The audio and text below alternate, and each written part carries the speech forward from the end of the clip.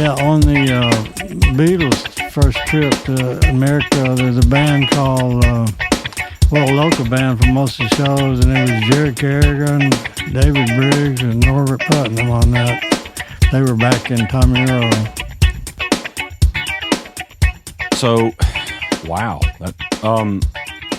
So did you move to New York for a short stint, or were you just kind of staying up there while you were doing work? Stayed up there in a hotel while I worked. A lot of the Muscle Shoals guys worked on a lot of Aretha stuff up there. I was one of those guys. Yeah. So you guys kind of going back to Muscle Shoals.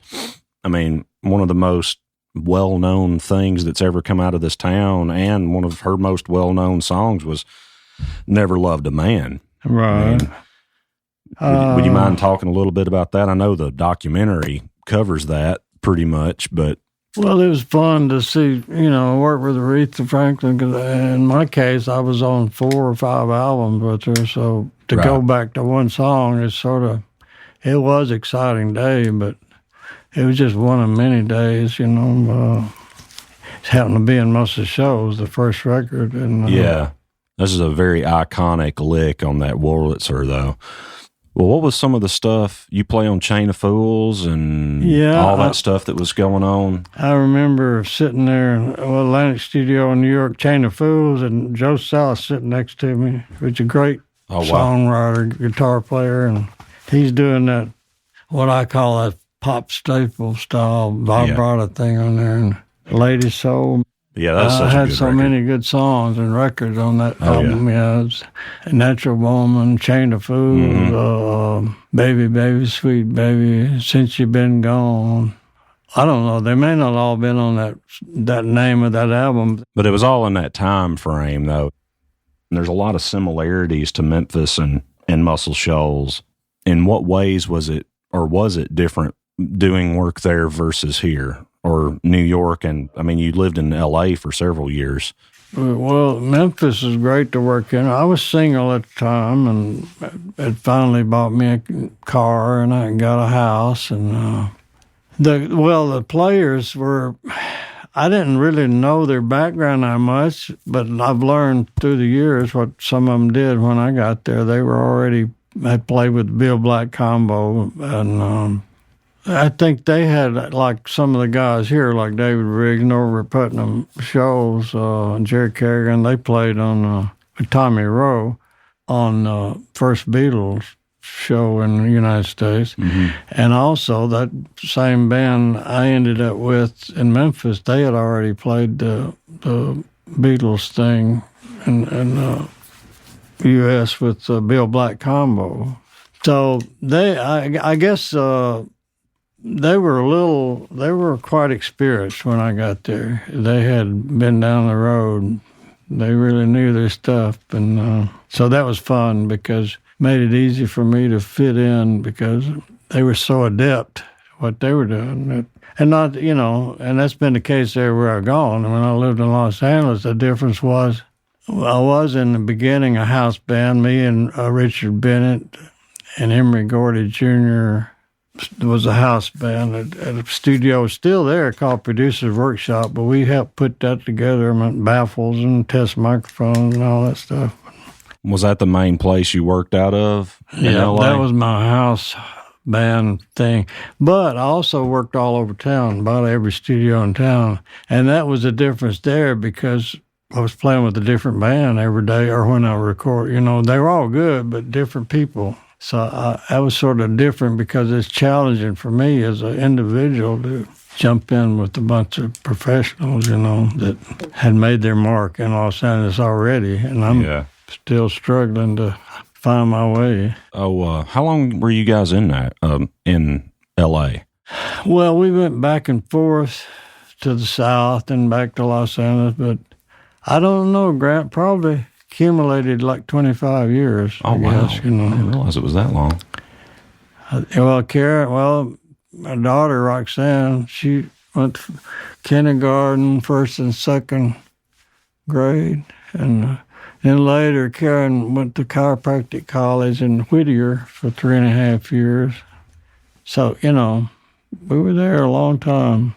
I love it out there. I mean, it's just the weather is beautiful, and it's just a really cool. I like the speed of the town or the city. You know, it's surprisingly kind of chill.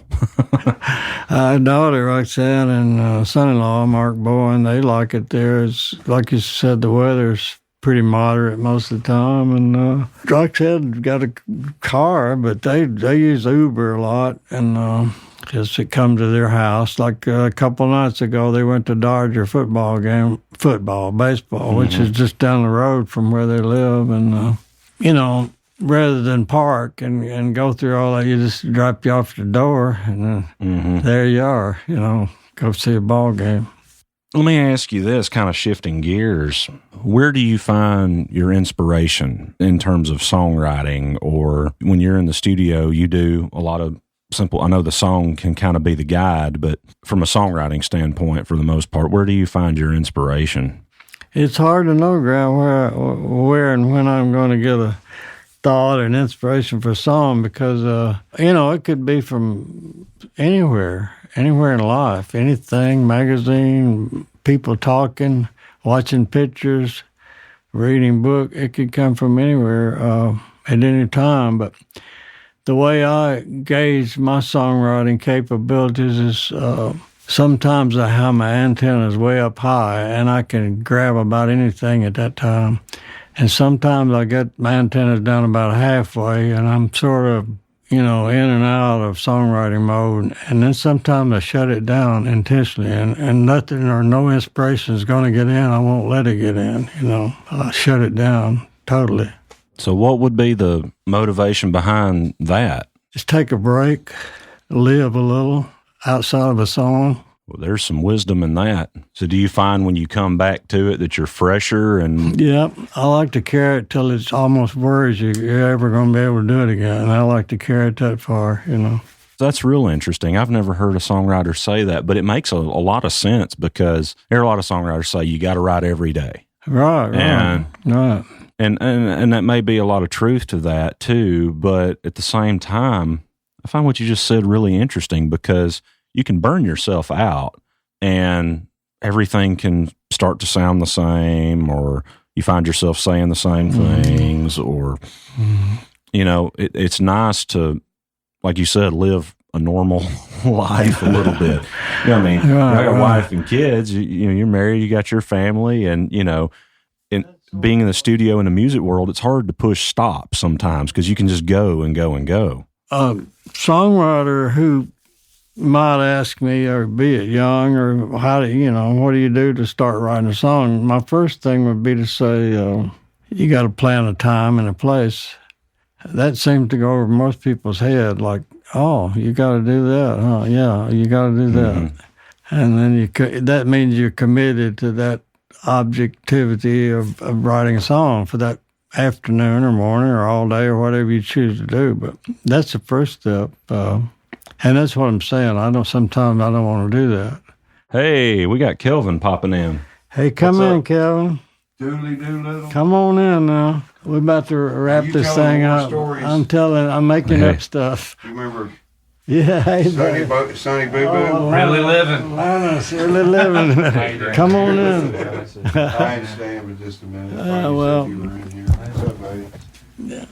You get some stories out of him? Getting some stories. Yeah, he's got a couple. He just asked He's me. got, yeah. Well, he just asked me one How of the you most doing? difficult questions. I've been I over probably it can't answer. in the nut What house makes real a great quick. song? I don't know. Overdub Billy Ray stuff. Yeah. What's up? Did you go to Nashville and do the Billy Ray stuff? I did. Did everybody stay awake and Everybody was awake and alert. And got it done? Becca told me she sends love to you. I miss seeing her. She's a I don't sweetie. ever see her anymore, you know. Yeah, she's a Distance. sweetie pie. Nice room, Grant. Oh, thanks, man. Yeah, dude. I've actually never seen He this. just got that board. That's an old MCI right there. It's pretty cool. This was up. So, anyway, we're about to go to see the new grandson. Yeah. Well, see my give him a nephews. hug for me. I will. I gotta see him. Spooner, it's good to see you. Take Graham. care, Hey, good to buddy. see you gonna too, be, dude. You gonna be around a few days? Oh man, I gotta go back to Atlanta in the morning. In the morning, I well. got dinner plans in Athens tonight. So Well, enjoy just yourself and take quick care. visit to the Shoals, say what's up, see everybody, have a moment, you know. Well, good to see you again. You too, buddy. Take Yeah, care. you too, man. Yeah, man. All right, guys. See Cheers. you. See y'all later. All right. That's what makes a good song. Well, there it's like to each his own. You gotta find your own way in writing a song that you like, and hopefully somebody else will like it. Although I've met good songwriters that didn't want to be commercial, so I had to listen to their story. It was a weird thought to me. Well, why would you write? I'm thinking, why would you write if you didn't want to be Don't commercial? want people to hear it, so to speak. I don't know. Who has been probably some of the people who've been biggest influence in you as far as maybe just stylistic influence, your heroes? Well, I think some of my early heroes were piano players who sang and wrote songs. And there's a picture over there, Ray Charles, and then you go on to Elton John and Billy Joel and Jerry Lee Lewis, Fats Domino, Little Richard.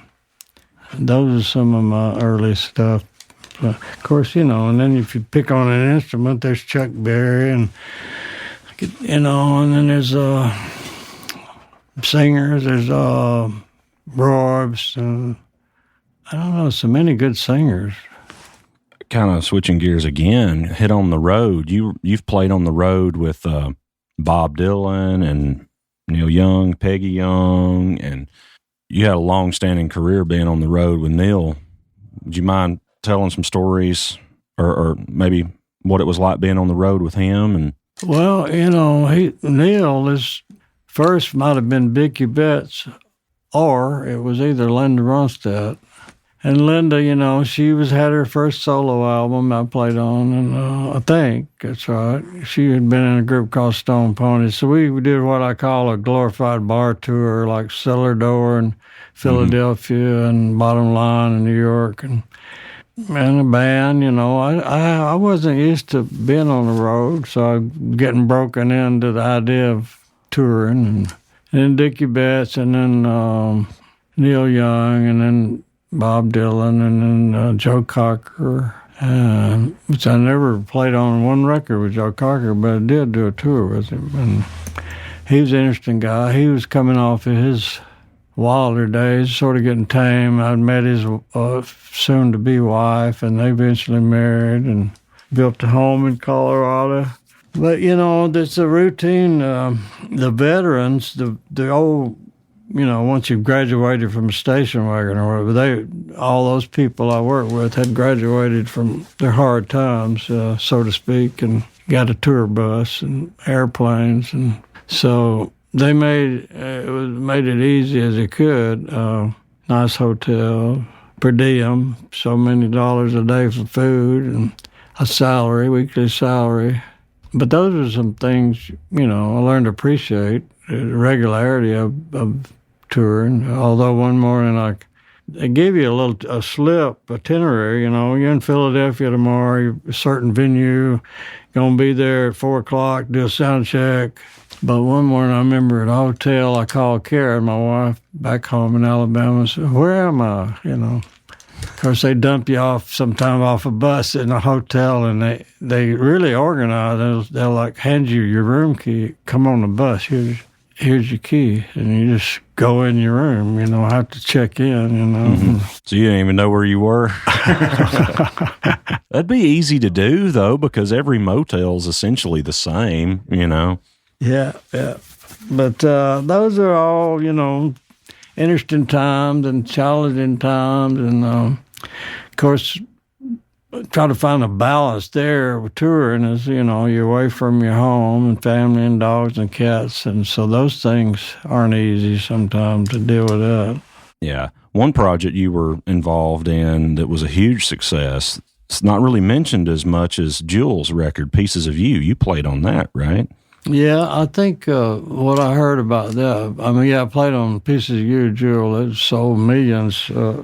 But, okay, Ben Keith, my friend, he's now deceased, played steel guitar with so many greats, Hank Thompson and see who else.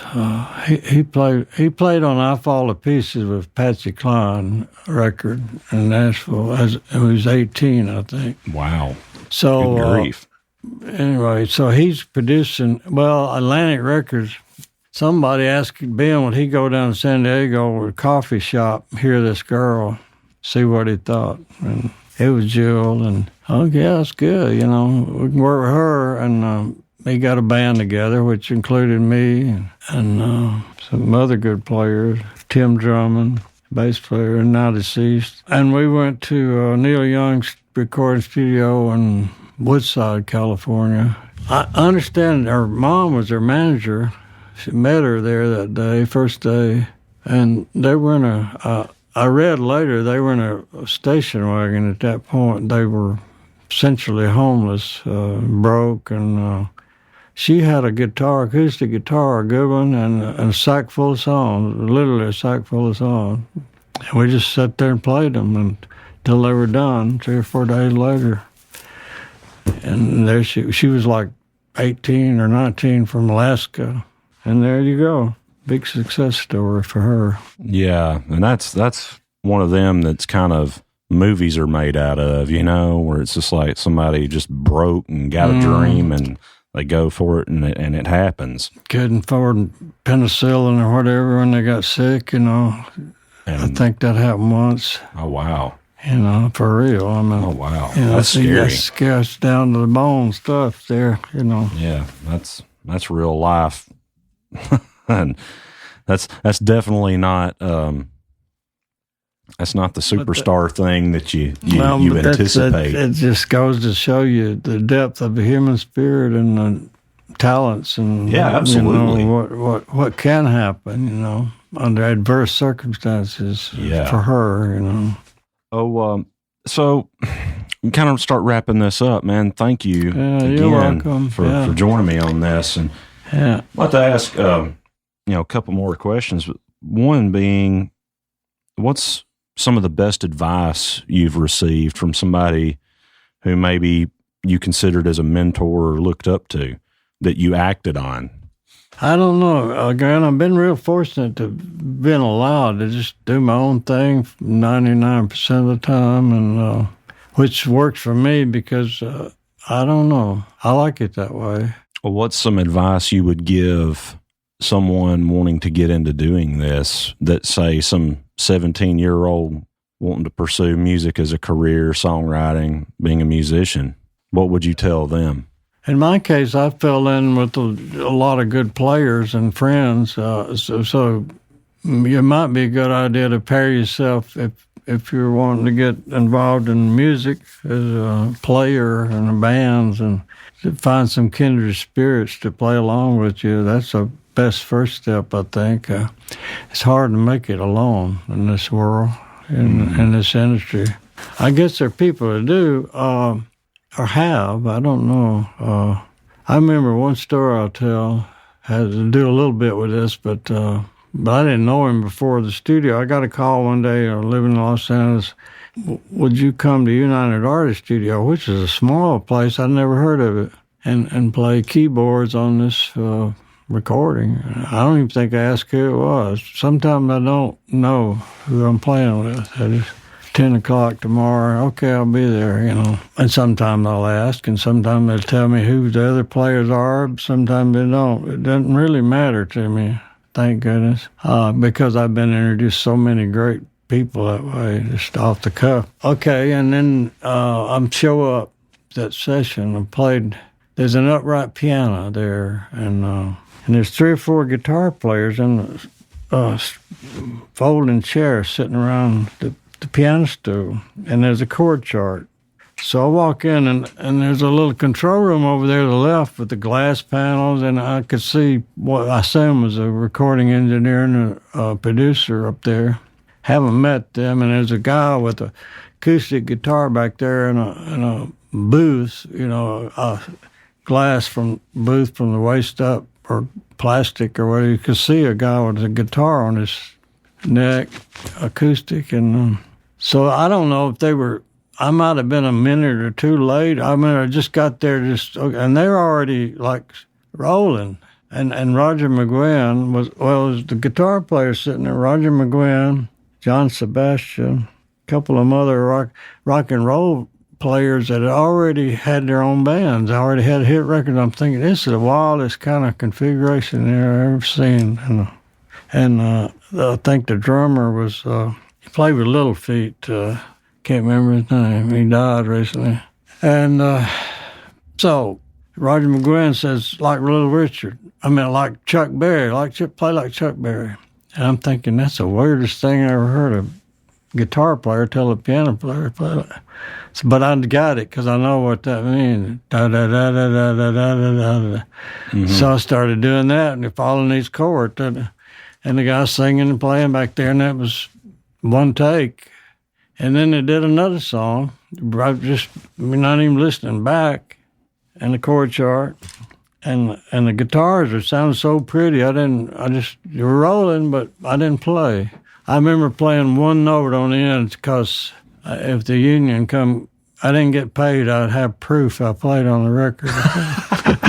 You're not going to cut me on my money. Man, that's awesome that you. So was it just you didn't need to play and you just?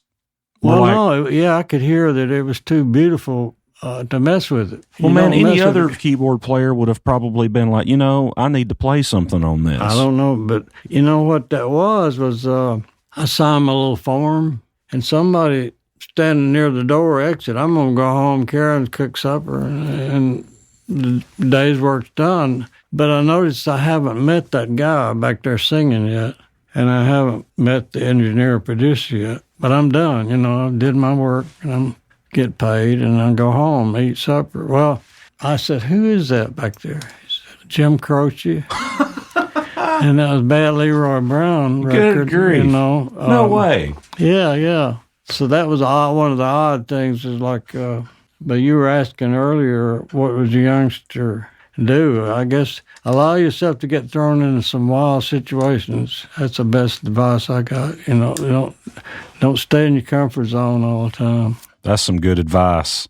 You know what? I think that's a good place to stop. That's a good one.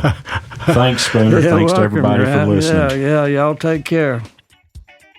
Thanks again to the legendary songwriter and musician Spooner Oldham for joining us here at Tape Noise Podcasts. This has been part 2 of our interview with Spooner for the Muscle Shoals Storyteller series. Thanks again to each of you for listening, especially those of you who give us ratings and reviews. If you haven't had a chance to do that, we ask that you please do so.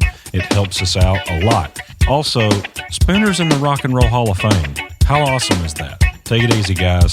Stay groovy. We'll catch you at the next episode.